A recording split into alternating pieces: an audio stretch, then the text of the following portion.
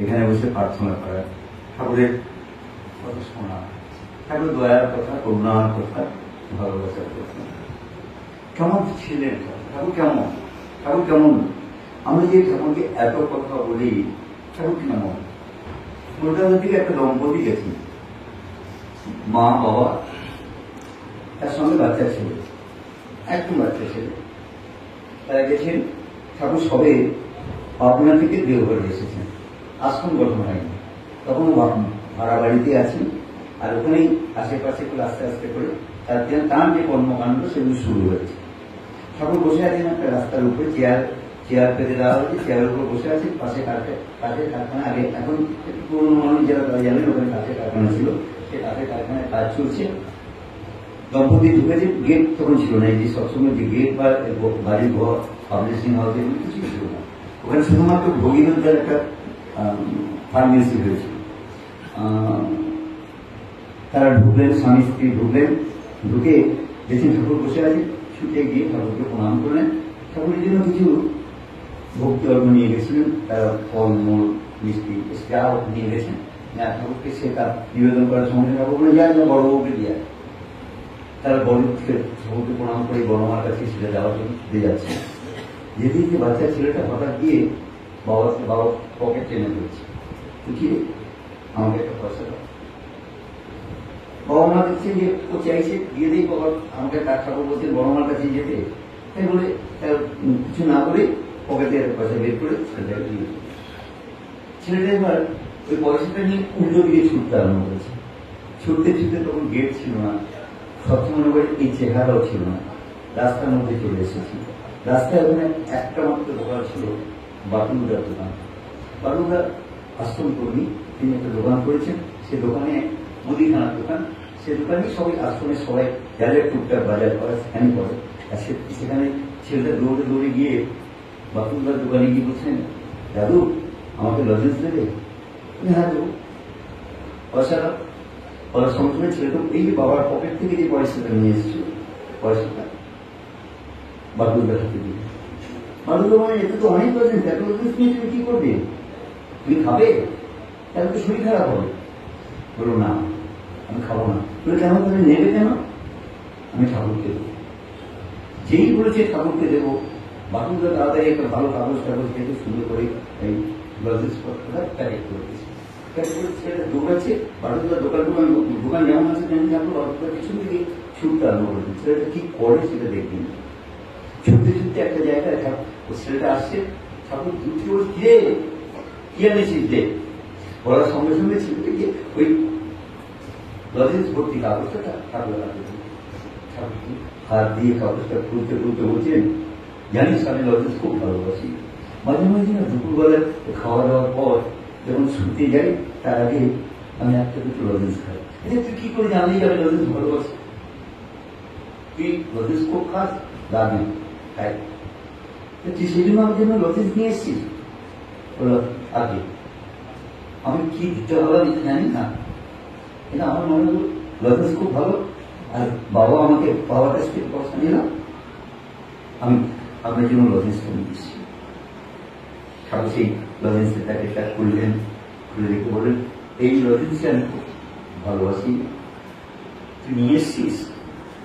বলতে বলতে বলছেন, ফিরে বলছেন, দেখ ছোট বাচ্চা ছেলে ভালোবাসা কত নিষ্কলঙ্ক, ভালোবাসা কত গভীর।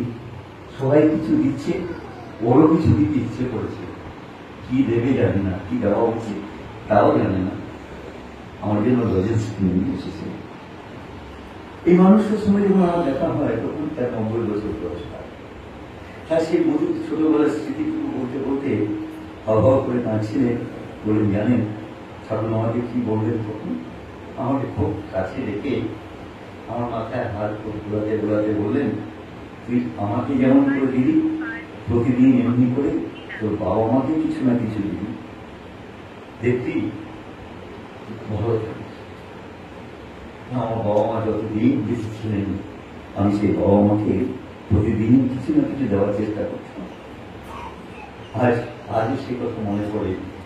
আমার অতি তুচ্ছ সামান্য জিনিস ঠাকুর কত আগ্রহ করে নিলেন। আসলে তেমন ভয় নেই। আমরা না উপাচার সাজাই, এখানে দুটো কারণ। একটা কারণ হচ্ছে আমার প্রভাব প্রতিপত্তি, আমার কত ক্ষমতা সেটা দেখানো। আমার অনেক সময় কি হয় জানেন, আমার অন্তরের আন্তরিকতা কতটা।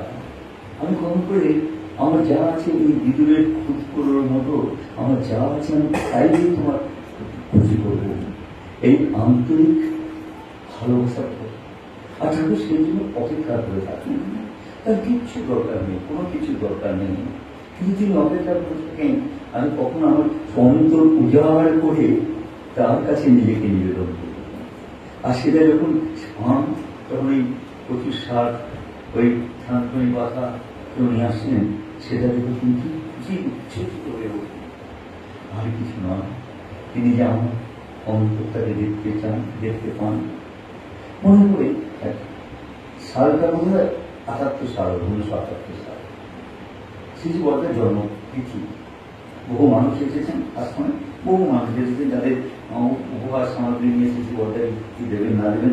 আর এই সময়টা শিশু বর্গের নিজের হাতে তিনি গ্রহণ করতেন। এই সময়টা নিজের হাতে তাকে তার হাতে দেওয়া যেত, তিনি গ্রহণ করতেন। সবাই দিয়েছে, ব্রাহ্মণ লোক এসে বসেছেন, বাড়িতে দিয়েছে, ব্রাহ্মণ লোক এসে বসেছে, সেখানে দিয়েছে। যেতে যেতে এবার উঠে বাড়ি যাবেন, ঠাকুর প্রণাম করতে যাবেন, তাকে মানুষ তার পা নেই, প্যাস নিয়ে হাঁটে, কিছু একটা যেন বলতে চায়, কিন্তু আশেপাশে সবাই আছে, সবাই সরিয়ে দিচ্ছে। পরে যাবেন, সরে যান, বলছেন সংকোচের সঙ্গে সে দূরে একটু সরে গেল, কিন্তু তার বলার মুখ দেখে মনে হয় তার কিছু একটা বলার আছে। আর সঙ্গে সঙ্গে শিশু বড় হঠাৎ তার দিকে ফিরে বলল, নেই ফিরে দে। যেই বললেন দে, সঙ্গে সঙ্গে তার পকেট থেকে একটা ছোট্ট শিশি, জলের শিশি বের করে বটা, আমি হরিদ্বার দিয়েছিলাম, আজকে আপনার জন্মতিথি, কত লোক কত কি দেয়, আমার কিছু নেই, আমি এক শিশু গঙ্গায় বড় আপনার জন্য নিয়ে এসেছি। শিশু বড়দের সঙ্গে সঙ্গে এটা নিয়ে প্রণাম করতে করতে বলছেন, এই নন্দদুলা, এটা ঠাকুর ভোগে গঙ্গায় জল লাগে, রেখে হরিদ্বার থেকেও আমার জন্য গঙ্গায় জল নিচ্ছে, এটাই যেন ঠাকুর ভোগে লাগে। এই যে আন্তরিকতা, আর এই আন্তরিকতা দিয়ে তাকে কিন্তু পাওয়া যায়, আর কোনো কিছু দিয়ে পাওয়া যায় না, কোনো কিছু দিয়ে না। আমি গান গাই, আমি বক্তৃতা করি, আমি কত কথা বলি, আমার কত বিদ্যা ভক্তি আছে, মানুষ আমাকে মান্যগণ্য করে, এ কোনো কিছু দিয়ে কিন্তু তার সঙ্গে থাকা যাবে না। তার সঙ্গে থাকতে গেলে ওই ছাড়রে মন কপট চাতুরি, আর এই ছাড়রে মন কপট চাতুরি হচ্ছে সাধনার মন কথা। আমি কেমন করে আমার অপমানের ভাবে তাকে আমার জীবনে নিয়ে চলতে পারি। খুব ভালো লাগছে যে অপূর্বদা 10টা-15 গাড়ি ধরে দার্জিলিং যাবেন, সার্কিট বেঞ্চে তার অফিসিয়াল ডিউটি, তিনি চলে যাবেন। আর সেজন্য ঠিক করেছেন সবসময় তার একটু আগে করছেন, এখান থেকে শিয়ালদা স্টেশনে গিয়ে ট্রেন ধরা অনেকটা সময়, আর কখনো জ্ঞান কেন থাকতে পারে যে আগে আগে করে সবসময়টা করে নেবে। আমার মনে হতো একটা কথা, আমাদের বাড়িতে মাসিক সৎসঙ্গ হতো, আমি সেগুলো দেবে পারি। হঠাৎ বর্তমান আচার্য বাবাইতে জিজ্ঞেস করছেন, বিমল আপনার আজকে আপনার বাড়িতে সৎসঙ্গ না? হ্যাঁ। তো আপনি দেখেন আমরা সপরিবারে তখন দেবে পারি, তাহলে আপনার বাড়িতে সৎসঙ্গ আজকে হচ্ছে না? হ্যাঁ হচ্ছে। সৎসঙ্গ হচ্ছে কেমন করে? সবাইকে তো বলা আছে, পুরোহিতগুলো এসছে, সবাই সৎসঙ্গ করছে, তারাই করছে। সঙ্গে সঙ্গে শ্রী দাদাকে নিবেদন করছে, জীবনদা এখানে বসে আছে তার পরিবার নিয়ে, আর জীবনদার বাড়িতে সৎসঙ্গ হচ্ছে। তাহলে হ্যাঁ কি বলছে? হ্যাঁ, বাড়িতে তো দরজা খোলাই থাকে, গুরু ভাই বোনরা এসছে, তারা নিজেরা ব্যবস্থা করে, আর দোকানে বলা আছে ফুল যারা দেয় তা সব দিয়ে যাবে, আর দিয়ে গেছে ওদের সব সাজিয়ে দিচ্ছে, সৎসঙ্গ দিচ্ছে। শ্রী দাদা বলছেন এটাই তো চাই, এরকম হওয়া দরকার। আমাদের জীবনের সবচেয়ে বড় অসুবিধা ধরে জানেন, আমাদের দুটো হাত তো আমাদের জীবনে সবচেয়ে বড় বিঘ্ন ঘটায় আমার তৃতীয় হাত, আরেকটা হাত আছে, যে হাতটা আমাকে চলতে দেয় না, আমাকে আমার সাধনায় এগোতে দেয় না, ভালো কাজ করতে দেয় না, সেটা হচ্ছে অজু হাত। আমি সবসময় অজু হাতের সন্ধানে ঘুরে বেড়াই। সবসময় কিছু একটা হলেই আমি আমাকে সমর্থন করি, না না কি করে করবো, কি করে হবে, আমার এই অবস্থা, এই আর এটার জন্যই না আমি যেটুকু চাই, যত তার কাছে এগিয়ে যেতে চাই, তবে যেন কিছুতেই পারি না। আর এই জন্য আমাকে আটকে রাখে। আমি যত ডিটারমাইন্ড হতে পারি যে না চাই হোক আর তাই হোক, তুমি যা বলছো, তুমি যা করলে খুশি হোক, এটাই আমার জীবনের একমাত্র সাধনা। তাহলে কোনো বাধা বিঘ্ন আমাকে আটকাতে পারে না। ভয় পায় কেমন জানেন? বাঘের সামনে যখন মানুষ করে না, মানুষকে কেন বাঘ আক্রমণ করে? মানুষ বাঘকে দেখলেই ভয় পায়, আর ভয় পায় বলেছি সে তাকে আক্রমণ করে। কেউ যদি রুখে দাঁড়াতে পারে, এরকম বহু মানুষ কখনো কখনো দেখা যায় কেউ রুখে দাঁড়িয়েছেন বলে বাঘ পালিয়ে, কারণ হচ্ছে তাহলে ওই রুখে দাঁড়ানোর শক্তিতে বাঘ ভয় পায়। আমি জীবনে ঠিক তাই, বধুবাদ বলে আমাকে আক্রমণ করে, সর্বক্ষণ আমাকে আক্রমণ করে। আমি যত রুখে দাঁড়াতে পারি, জেহাদ ঘোষণা করতে না, আমি তোমার হাতে পা দেবো না, ততই কিন্তু আমি চাই কিছু থাক না কেন, তখন শুধু বলতে পারি শুধু তুমি না, আর কেউ তুমি যাবো। জীবনে দুঃখ আছে, কষ্ট আছে, সমস্যা আছে, বাধা বিঘ্ন আছে, সব কিছু আছে, কিন্তু সব কিছু আছে যেমন তেমনি তুমিও আছো, আর তুমি আছো বলে তোমাকে নিয়ে আমার জীবন চলা, আর কিছু নয়। আশ্রম থেকে একজন পালিয়ে গেছেন, পাবনা আশ্রম থেকে। তিনি অফিসে অফিসে কর্মকর্তা ছিলেন, ক্যাশের দায়িত্বে ছিলেন। যে কোনো কারণে হোক বড় হয়েছে, কিছু একটা হিসাব গন্ডগোল হয়েছে, অনেক কিছু হয়েছে। এবার বঞ্চনা সহিত হচ্ছে, চারিদিক থেকে বঞ্চনা আসছে, সহিত হচ্ছে যে টাকা লুটপাট করেছে, নানা কথা বলতে বলতে একদিন তিনি আশ্রম ছেড়ে পালিয়ে গেলেন। তারপর অনেক ঘটনা ঘটে গেছে, ঠাকুর ফিরে এসেছে, ঠাকুর এসেছেন দেওঘরে। আস্তে আস্তে একদিন জিজ্ঞেস করছেন, পুরোনো কর্মী দেখে বলছেন, আমি কর্মীর নামটা বলছি না, বলছেন অমুককে দেখেছিস, কোথায় আছে জানিস? কেউ কোনো খবর দিতে পারে না। শেষ পর্যন্ত এমন বলতে বলতে কেউ যখন কোনো খবর দিতে পারে না, তখন তিনি একজন প্রবীণ কর্মীকে বললেন, এই আমার একটা কথা রাখতে হবে, রাখতে হবে, ওটা বলেন আমি রাখবো, বলে একে খুঁজে বের করতে হবে। সে তার মাথায় আকাশ বিনা করছে, তাকে চেনেও না, দেখেও না, আর দেখতে দেখতে সে খুঁজছে, কোনো খুঁজতে খুঁজতে কোথাও তাকে পায় না। দীর্ঘদিন অতিক্রান্ত হয়েছে, বছর বছর অতিক্রান্ত, কিন্তু ঠাকুর বলেছেন আর সে কথা পালন করার জন্য সেও ব্যর্থ হয়ে আছে। একদিন হঠাৎ চাকদা স্টেশনে একটা পাগলকে দেখলেন। স্টেশনে অনেক পাগল থাকে, সেই পাগলটা কবর মুড়ি দিয়ে বসে আছে। হঠাৎ ওই দাদাটি, তার তো সবসময় ওই ঠাকুরের কথা মাথায় আছে, হঠাৎ তার মনে হলো যে আরে এটা সে মানুষ না, ঠাকুর যাকে খুঁজছেন, তাকে গিয়ে বললেন, সে সময় না মানে পাগলামো করতে করতে বলে না আমি সে লোক না, ইঙ্গিত করলো। তিনি চলে যাচ্ছেন, কিন্তু মনের মধ্যে সন্দেহ হচ্ছে যে এই মানুষটাই বলে সেই মানুষ। কিছুক্ষণ দাঁড়িয়ে যাওয়ার পরে ওই যে পাগল মানুষটা তাকে ডাকলেন, কাছে রেখে বললেন, আপনি আমাকে চিনতে পেরেছেন? হ্যাঁ, আমার তো মনে হচ্ছে আমি চিনতে পেরেছি, কিন্তু আপনি তো স্বীকার করছেন না। ওরা অভাব করেছে, পাগলটা কাঁদতে কাঁদতে বলছি, আমি কি করে স্বীকার করবো বলি?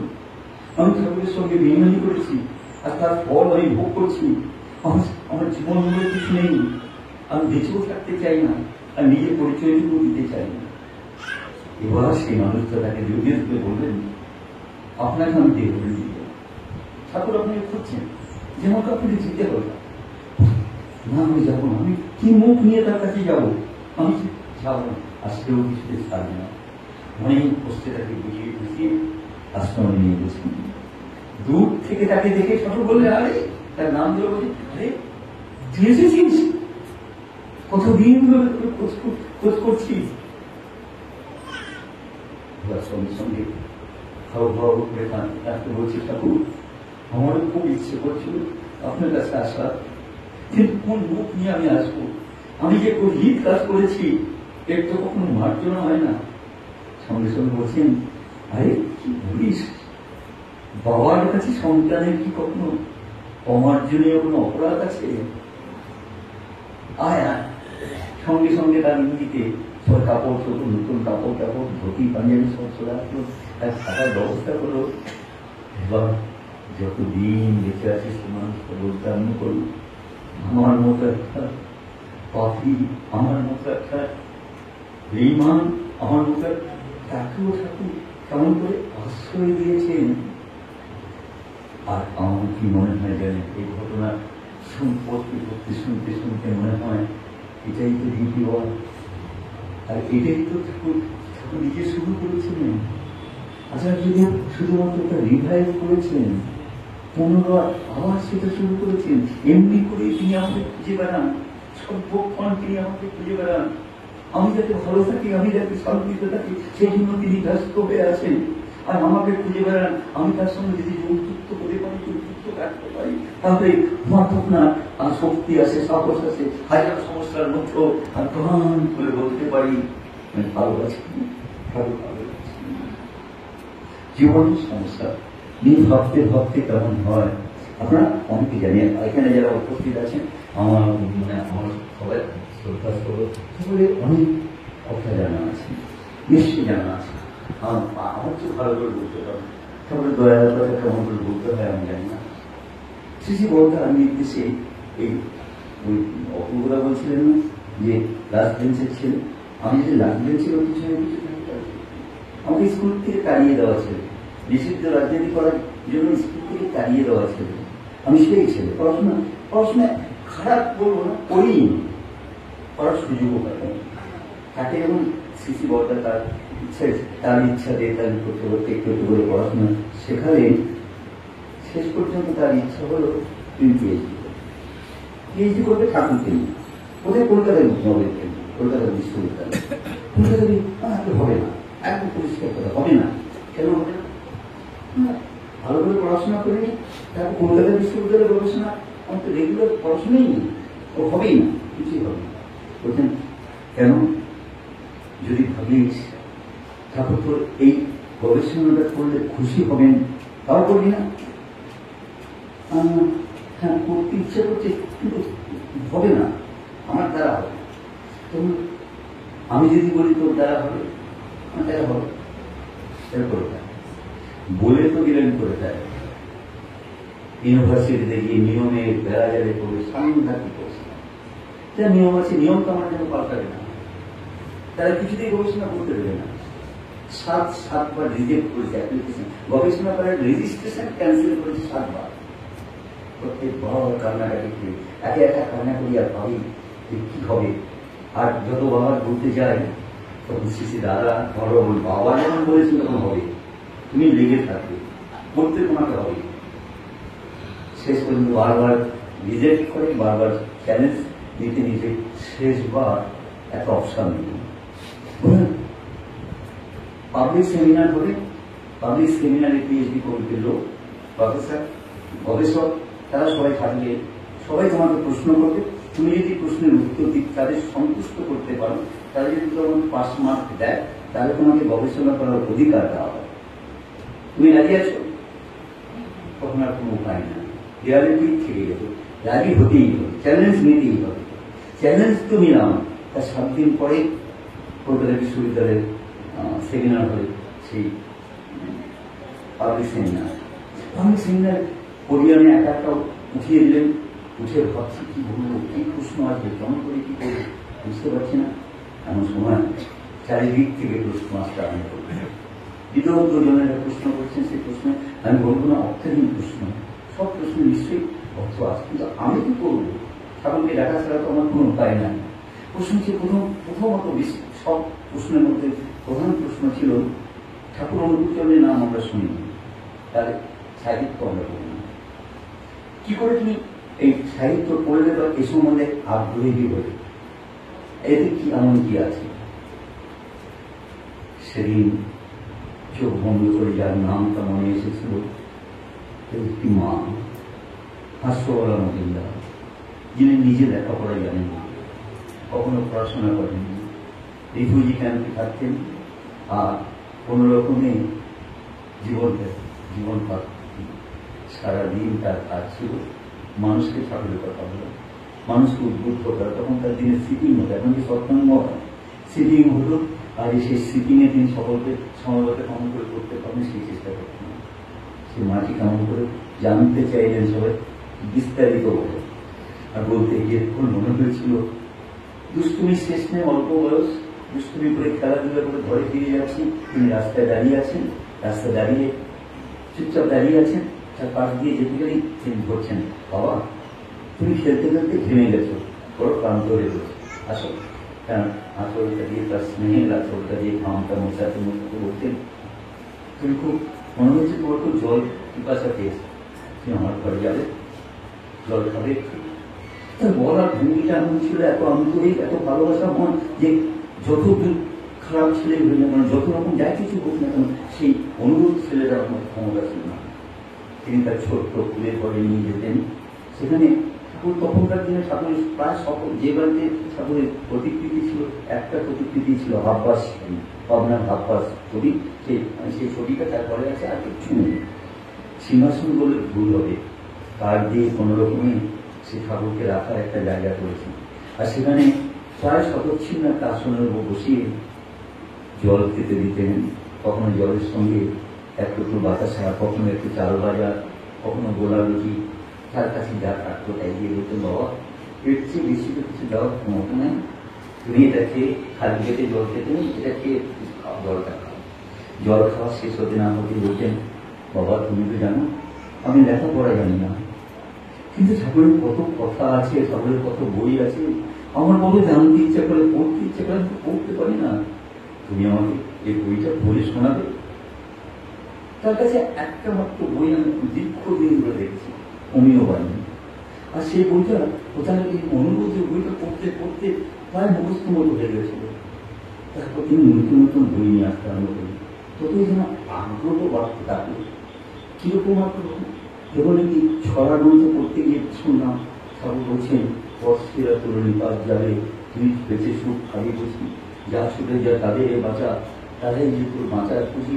শুনতে শুনতে বলে দিয়েছিলাম, রাজনীতি কথাবার্তা তো এটা তো আমরা বলতে চাই, মানুষ যোগটা শ্রেণীকে খতম করো আর মানুষকে বাঁচিয়ে রাখো, ভগবানের কথা বলতে চায়। ঠাকুর কেন এই কথা বলবেন? আস্তে আস্তে যখন পড়তে আরম্ভ করবেন, যখন দেখাতে আরম্ভ করবেন, অন্য ভাষায় নিজের তাকে ধর্ম করে জানিস তাকে, আগ্রহ বেড়েছিল, জানার আগ্রহ। কিন্তু ধর্মের কথা নয়, এটা জীবনের কথা, সমাজের কথা, এটা যে কথা আমরা বলতে চাই সে কথা। আস্তে আস্তে কখন যে ঠাকুর সাহিত্য সম্বন্ধে আগ্রহ জন্মেছিল, ওই লেখাপড়া না জানা হাস্যবলা মজুমদার মায়ের জীবনকে দেখে বুঝতে পারি। সেদিন হয়তো আরো অনেক কথা হয়েছিল। কোরিয়ান থেকে নেমে আসছি, ভাবছি কি হবে, তখন মনে এতক্ষণ কিছু মনে ছিল না, তখন ভাবছি আমি কি পাস করবো। ব্রিলিয়ান্ট স্টুডেন্ট, তাদের ক্ষমতা আছে। আমি যখন মাথা নিচু করে আস্তে আস্তে নামছি, পিএইচডি কমিটির চেয়ারম্যান বলছেন, যাওয়ার সময় দেখা করে যাবে। আমার গাইড বলছেন, তোমারা ভয় নেই। আমি সেদিন শুধু ভাবছিলাম, একটা নিরক্ষর মানুষ কেমন করে মানুষকে উদ্বুদ্ধ করতে পারে, যার খাওয়ার ঠিক নেই, থাকার ঠিক নেই, সেই মানুষটা শুধুমাত্র ভালোবাসা দিয়ে, শুধুমাত্র ঠাকুরকে আঁকড়ে ধরে কত মানুষকে নিয়ে এমনি করে উদ্বুদ্ধ করেছেন তার ঠিক ঠিকানা নেই। যে সাতবার আমাকে রিজেক্ট করল, সেখানে ঢাকা ইউনিভার্সিটি বাধ্য হয়েছে রেজিস্ট্রেশন করার অধিকার তৈরি। ঠাকুর সব পান, আর সেই ভালোবাসাটা এটাও কিন্তু ডিপি ওয়ার্ক। ডিপি ওয়ার্ক আর কিছু নয়, ওটা একটা স্ট্যাটিস্টিক্সের একটা হিসাব আছে। এই স্ট্যাটিস্টিক্সের হিসাবের হচ্ছে হৃদয়ের হিসাব। আমি কতটা হৃদয়ের সঙ্গে হৃদয় মেলাতে পারলাম। যে মানুষটা অপান্তেও দীক্ষা নিয়ে কিছু করে না, সেই মানুষটার সঙ্গে আমি কোনো সম্পর্ক তৈরি করতে পারলাম। সেই মানুষটা আমার কথা শুনতে চায়, কিন্তু তাকে ভালোবাসে নিশ্চয়ই। আমি সেই ভালোবাসার দরজাটা তুলে দিতে পারলাম কিনা, আমার চরিত্র দিয়ে, আমার বাক্য দিয়ে, আমার ব্যবহার দিয়ে, তাহলে সার্থক।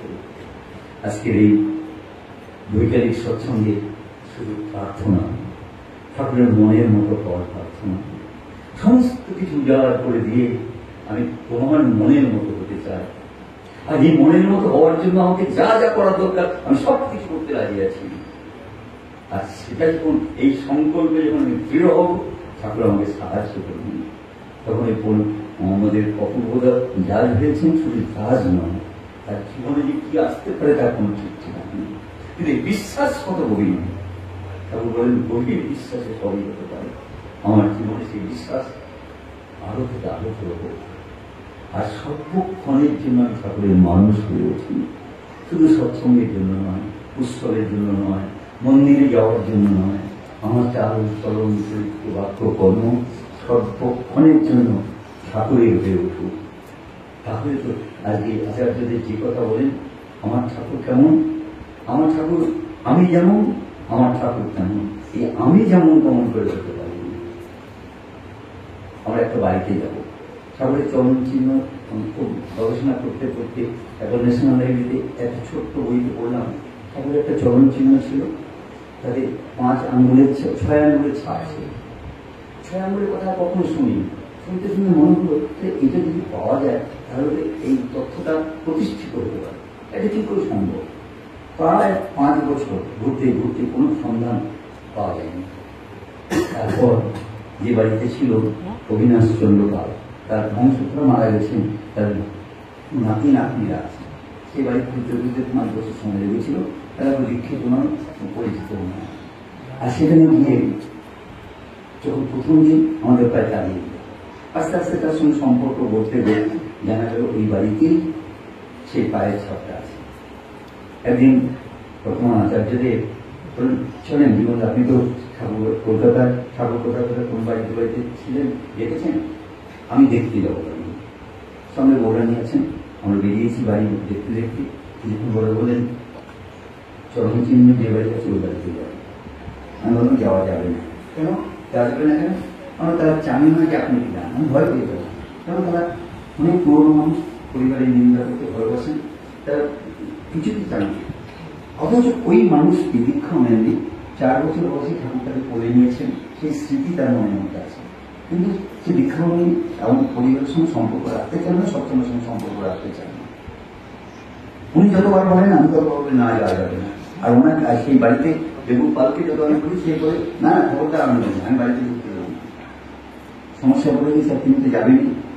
কিছুক্ষণ পর বলে শুনেন না, আমি বুঝেছি আপনার সমস্যাটা, আমি বুঝেছি, আমি যেতে নিষেধ করছে তো না, আপনি নিষেধ করছে তো চলেন না, যায় কি হবে, বাড়ি থেকে দাঁড়িয়ে আপনাকেও দাঁড়িয়েছে, আমাকেও দাঁড়াবে। বলতে বলতে সে বাড়িতে সন্ধ্যাবেলার পরে সে বাড়ি থেকে তিনি আমাদের বসালেন, কথা হলো, দেখতে দেখতে প্রায় 4.5 ঘন্টা কথা, রাত্রি 10:30 বাজে। জীবন না আর কি কষ্ট, মানুষকে কষ্ট দেওয়া ঠিক হবে, চরণ চলে যায়। তিনি এই 4.5 ঘন্টা সময়ের মধ্যে ওই বেগুনপালের যত দুঃখ কষ্ট ক্ষোভ যত যা কিছু অভিমান জন্মেছিল সব কিছু লাভ করে দিলেন। আর হাসতে হাসতে সব কথা শুনছেন, উত্তর দিচ্ছেন। কিছুক্ষণ পর এই 10:30 করে বলেন, এবার তাহলে জীবনে আমরা উঠি, ওনাকে বিশ্রাম করতে হবে। আর বুঝছেন আপনি চলে যাবেন, দাঁড়াবেন না, আমি অমৃত থেকে দই এনেছি আপনি সে তার বয়স তখন 86 বছর, যার কথা বলছি। বললেন রাত্রিবেলা দই খাবো? বলে হ্যাঁ আপনি খেতে হবে, আমি এনেছি। ঠিক আছে, সেটা হাতে নিলেন। এবার তারপর আমার কাছে দিনকে গ্রহণ করলেন, ফিরে যাচ্ছে। তিনি আগে এগিয়ে যাচ্ছেন, আমি পিছনে আছি। বেগুনপাল বিখ্যাত মানুষ জড়িয়ে ধরে বলছেন, জীবনবাবু আপনি যে কি করলেন, আমার বড় অভিমান ছিল, ঠাকুর আমাকে ভালোবাসতেন, করে নিয়েছিলেন, বড় অভিমান ছিল, আর ঠাকুরকে দেখার একটা লোভও ছিল। এই অভিমান আর ক্ষোভ দুঃখ থেকে কখন ঠাকুর বাড়ি যেতে পারিনি। আমি তাদের সঙ্গে বাজে বাজে কথা বলছি। আজ এই জীবনের শেষ প্রান্তে এসে 83 বছর বয়সে এসে মনে হলো যেন ঠাকুরের সে কণ্ঠস্বর আমি শুনতে পাচ্ছি, ঠাকুর যে চামনি আমি দেখতে পাচ্ছি। আজ আমার মনে যেতে আর কোনো অসুবিধা নেই। বলে হাও হাও করে কাঁদতে লাগলেন, করে পরের পিছন থেকে বলি পুরো জীবন না বলা আগে না চলো যাচ্ছি। আমার শুধু মনে হয়েছিল যার সঙ্গে কথা বলে এরকম বিপরীত মনস্ক মানুষের মানসিক পরিবর্তন করতে পারে, তিনি তো বলতে পারেন আমার ঠাকুর কেমন, আমি কেমন। আমার আর এইভাবে বোধ আমাকে নিজেকে তৈরি করা দরকার, তাহলে সার্থক করে। আপনারা সবাই ভালো থাকেন, আনন্দে থাকেন, সবাই ভালো রাখেন, শুধু ভালো থাকেন না।